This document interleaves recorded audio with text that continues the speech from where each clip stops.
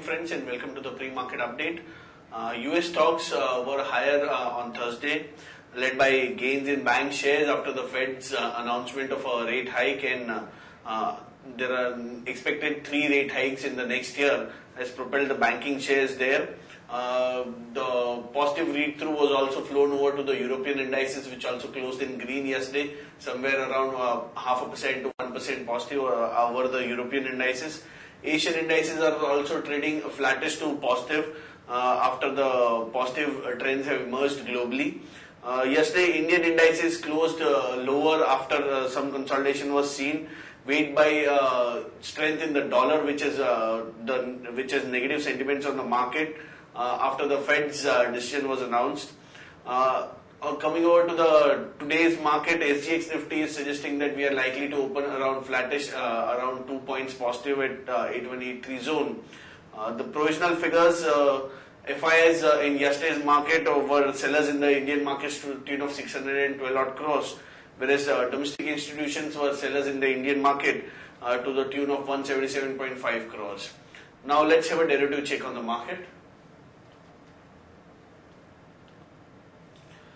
Yesterday we have seen that Nifty has corrected by 0.3% and it has shed around 8.58 lakh shares, with a rise in cost of carry indicating that though the lower markets were lower yesterday, but we had seen some sort of short covering in the market in the yesterday's session.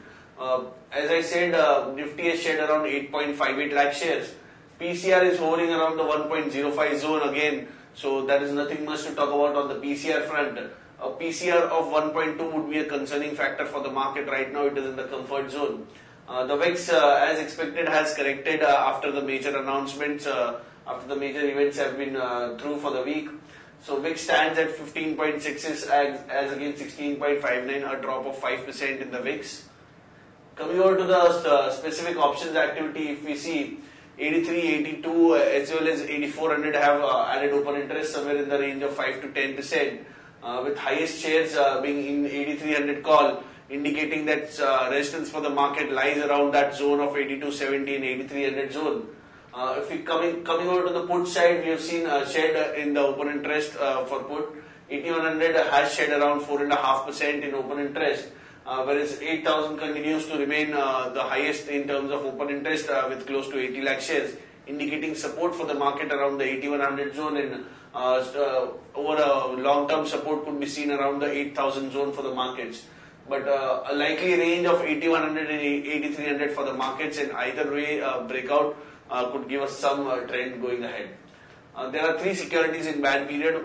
First is iBull Real Estate, next is Jindal Steel and Power, and the third one is Oriental Bank. On the FIs data front, if we see index futures, they were sellers in the Indian market for 1520 crores. Index options, they were biased to the tune of 910 crores. Stock futures, they were sellers to the tune of 263 crores, and stock options also they were sellers to the tune of 38 odd crores. On the VWAP, if we see, the 5 days VWAP stands at 8210 zone. The lower range is 8100 and the higher range is 8210, indicating that markets resistance lie around the 8200 zone, and 8220, 8230 could be seen as an immediate resistance zone for the markets. And if we are to surpass the levels, one could test the 8300 zone, which is a long-term resistance for the markets. SGX Nifty is flattish around 8170 levels. Now let's have a look at some of the trading ideas for the day. First trading idea is J&K Bank. It has reported numbers yesterday. The numbers were poor. It has reported a net loss of 602 crores versus 195 crores profit last year. The NPAs, the GNPAs have also risen from 9.31% to 11.3% in this current quarter, whereas provisions for the bad loans has increased by a whooping 681% to 992 crores. So we feel the stock is on the downtrend now. Short J&K Bank, current market price is 61. Stop loss could be kept at 62.3 for a target of 57 and 56. The other trading idea is Claris Life Sciences. Claris Life Sciences is looking to sell its injectable business for rupees 4237 crores to Baxter. A sizable portion of this would go to shareholders, that is approximately 85% would go towards the shareholders' funds. The injectable business is roughly comprising of 70 to 80% of the Claris Life Sciences overall business. So we feel this is very positive for Claris Life Sciences, and one could go long with a stop loss of 352 for a target of 369 and 376. On the other news update, oil companies have deferred their price hike, which they took fortnightly on 15-day cycle. That has been deferred for now. Economic Secretary has indicated that the cash crunch would ease going ahead in coming weeks after the lower denomination notes have been infused in the markets. So this is somewhat sentimentally positive for consumer staples company, which rely on the small sizes of their packets. Bajaj Auto has launched a new bike, that is Dominar, that is a 400cc bike. It is in direct competition with the Royal Enfield, which is of Eicher Motors, and it is aggressively priced at 1.36 lakh per unit. So we feel that this is sentimentally positive for Bajaj Auto, whereas it could whereas Eicher Motor could face stiff competition in this segment, where he is the market leader. So positive for Bajaj Auto and somewhat sentimentally negative for Eicher Motors. Alembic Pharma has got a US FDA nod for capsules used for treating fungal infections.